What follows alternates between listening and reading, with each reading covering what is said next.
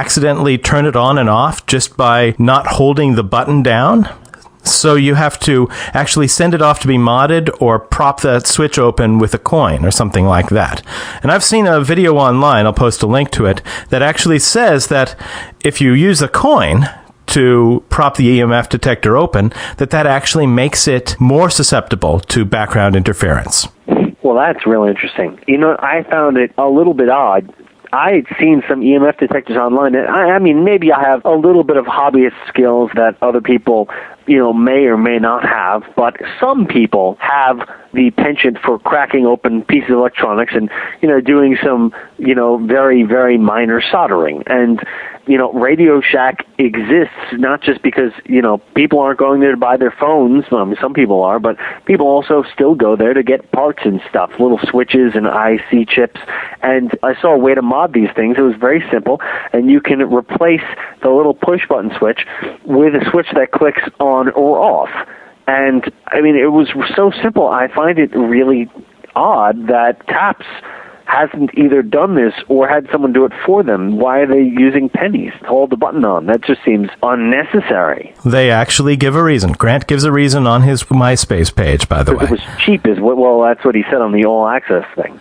What he says on his MySpace page is, well, how do you know if you have it modded in some way that doesn't let out the magic smoke? Sorry, I'm caricaturing his position. How do you know that when it's been modified that it still is capable of detecting ghosts? Well, that doesn't make any sense at all. I mean, you think? It's supposed to be a scientific device, and if you're modifying it, you know what you're modifying, and the only thing in this case is you're modifying the power going on or off from the battery to the rest of the electronics. And, you're basically just replacing the switch. I thought that at some point he had made the suggestion that a modded device might be more susceptible to tampering, that maybe somebody could wire in something so they could remotely... Yeah, but even that is ridiculous if you're the one modding the device or you're having it done by someone you trust. And obviously Ghost Hunters a lot of that is built on trust. We can't accept any of their evidence without some level of trust, especially the evidence that looks like, okay, well, we don't know how this might have been hoaxed. Well, that requires us to trust them. I mean, if we don't trust them, then for all we know, obviously we watch a movie, a Michael Bay film or Transformers, you watch all the special effects, we know that's not real. Yeah. They could do all sorts of things behind the scenes and we wouldn't know about it. We trust that they don't. We should hope that they would trust whoever is handling their electronics. Yeah, so it doesn't make any sense what they're saying about the K2 meters. And then, of course, we've been speculating for a long time and seen varying degrees of confirmation that there are totally mundane ways of triggering the K2 meter. And actually, I had a unique opportunity recently. There was a ghost hunt going on in my area, and the group that was running it decided that they would offer me a chance to come along. And I'm not going to say anything about the hunt, really, other than my own personal reactions and experiences, aside from the fact that I thought that these people were very nice, very smart, very reasonable. None of them were any crazier than me, so I don't have anything bad to say about them. Well, that's not saying much. You're pretty crazy. Well, I do hang out with you. Well, I am crazier than you. Anyway, where was I? So I actually got a chance to go around and use this thing. And I was surprised at one thing. It was a lot less active than I really expected it to be. The house that I was in was pretty electrically quiet. This was a modded one where you could turn it on and off with the front switch used as a toggle. They spilled out all the magic dust. The only time that I saw it actually do anything was, in fact, when we were using a walkie-talkie near it. And if we ever find out why suddenly ghost hunters were able to talk to spirits using the K2 meter, I suspect that walkie-talkies will be involved somehow. Yeah, it might be. Did you have a chance to test car keys?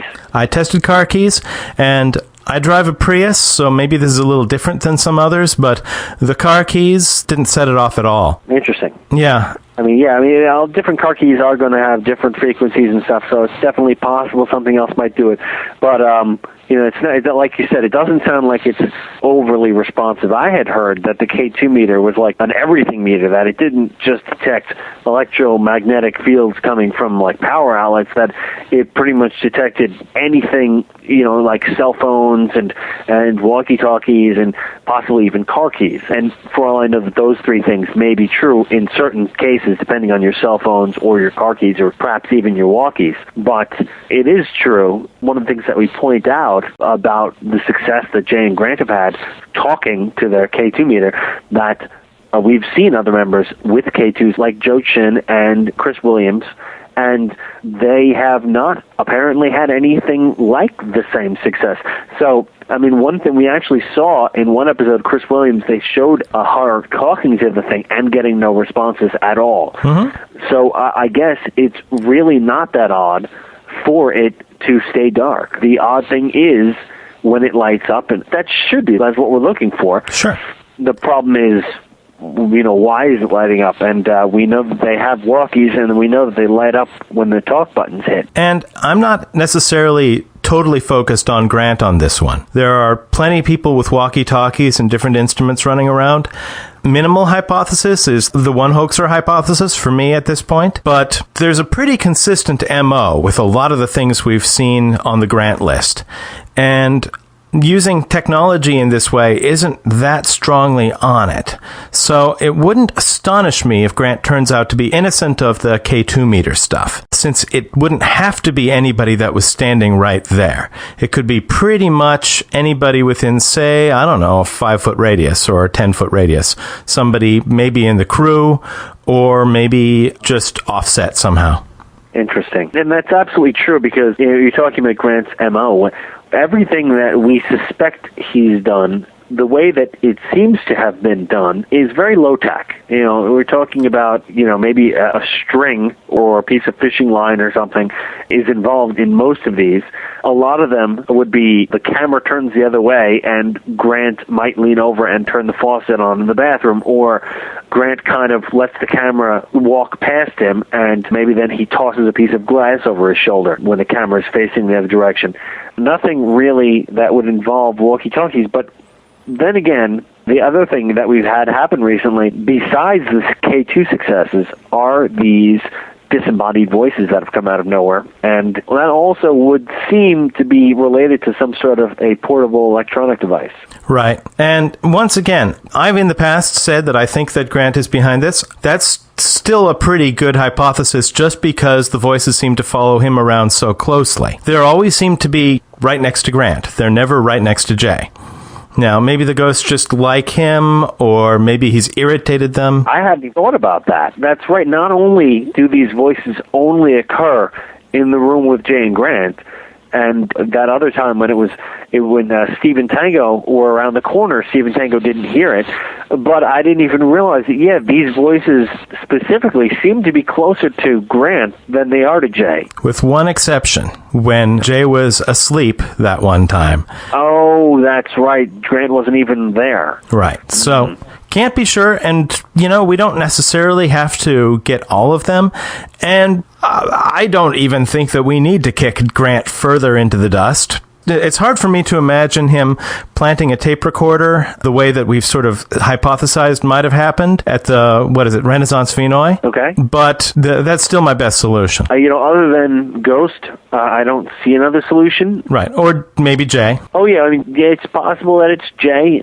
The thing that really kills me about that specific incident is that was the one where there was a ironing board in the closet, and Grant was in that closet for some fair amount of time earlier in the night. Jay, obviously, it's his room, so he could have gone in there, but, it just seems like the perfect opportunity, the only time a voice happens when Grant is nearby, it comes from a place where Grant was alone. Exactly. Where no one could see him, in a closet with the door shut. It just seems terribly odd or convenient, but who knows, maybe for Christmas last year, Grant got some interest in electronics.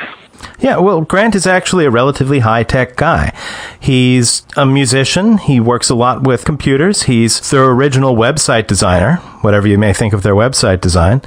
there's nothing to think that he wouldn't be capable of pulling off something like that. Just going a little bit by MO, all I'm saying is that we can't necessarily